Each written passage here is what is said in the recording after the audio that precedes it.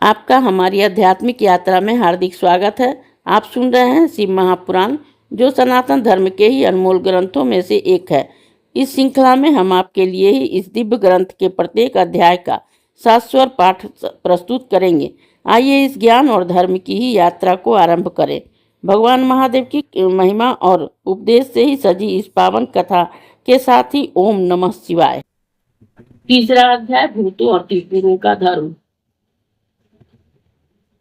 शिव जी बोले कि हे देवताओं, मैं तुम्हारे कष्टों को जान रहा हूँ, परंतु क्या करूँ, तुम त्रिपुरों के स्वामी अभी तक ही पुण्यात्मा है, इस कारण वे मारे नहीं जा सकते हैं। अभी दैत्य देवताओं से प्रबल है, तुम उन्हें जीत नहीं सकते हैं। यह जानकर ही द्रोह कैसे कर किया जाए, फिर मित्र द्रोह से तो और भी बड़ा पाप है। जब तक वे मेरे भक्त हैं, मैं उन्हें मार नहीं सकता। तुम सभी धर्मज्ञ हो, धर्म के विचार करो। मेरी सहमति है कि इसके लिए तुम लोग विष्णु जी के पास जाओ और वो जैसा कहे वैसा करो।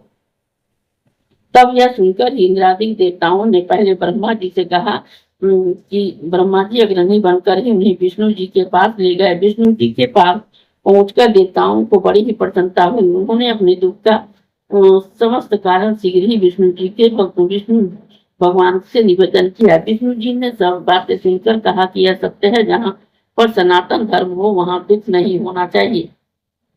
सूर्य के दिखने पर ही अंधकार नहीं रहता है। देवताओं ने कहा, अब हम क्या करें, हमारा दुख कैसे दूर होगा, हमारी किस प्रकार स्थिति होगी और हम कैसे सुखी रहेंगे। त्रिपुरों के रहते तो धर्म नहीं रह सकता। जैसे भी हो शीघ्र इसके वध का उपाय कीजिए, अन्यथा सब देवता अकाल ही में काल कवलवित हो जाएंगे। तब देवताओं की इस प्रार्थना को सुनकर ही नारायण भगवान ने अपने मन में यह विचार किया कि देवताओं का कार्य कैसे करूं, क्योंकि तारक के पुत्र को तो शिव जी के भक्त है।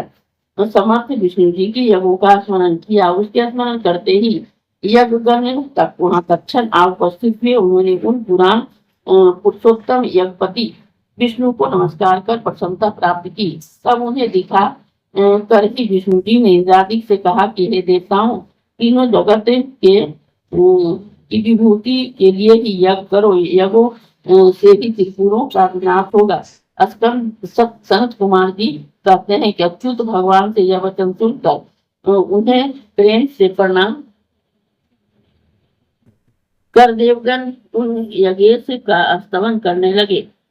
सविधि चयन विधान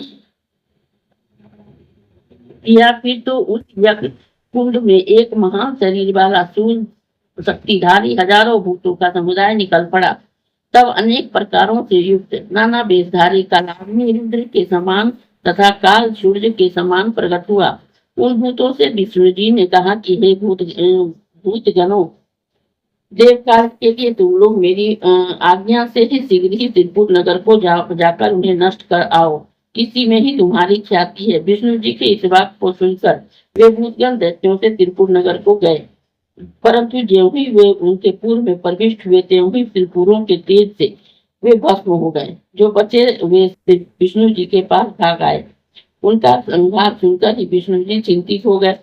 उन्होंने देखा कि इंद्रादि के सभी देवता पर संतप्त हैं। वे दैत्यों के पुत्र की जीत की चिंता से व्याप्त हो गए। उन्होंने कहा, कुछ भी हो, धर्मात्माओं का नाश नहीं हो सकता। अभी त्रिपुर धर्मात्मा है, उन्हें कौन मार सकता है। शिव का पूजक तो कैसा भी पापी हो, पापों से मुक्त हो जाता है। जब तक रुद्र की पूजा न होगी तब तक कामनाओं की पूर्ति नहीं हो सकती। लिंग पूजन से तो मोक्ष की प्राप्त हो जाता है। वेद धर्म और शिव पूजन ये दोनों नित्य कर्म जब तक है तब तक त्रिपुरों का नाश नहीं हो सकता। यह विचार कर विष्णु जी ने तीनों असुरों से वेद धर्म और शिवार्चन का विचार करना ही उचित समझा।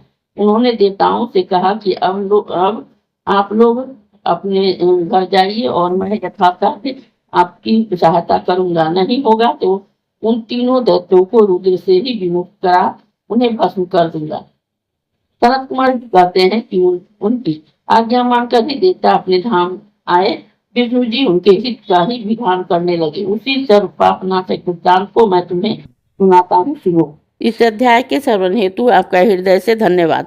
हम आशा करते हैं कि शिव महापुराण की यह दिव्य कथा आपको आध्यात्मिक शांति और गहन ज्ञान प्रदान कर रही होगी।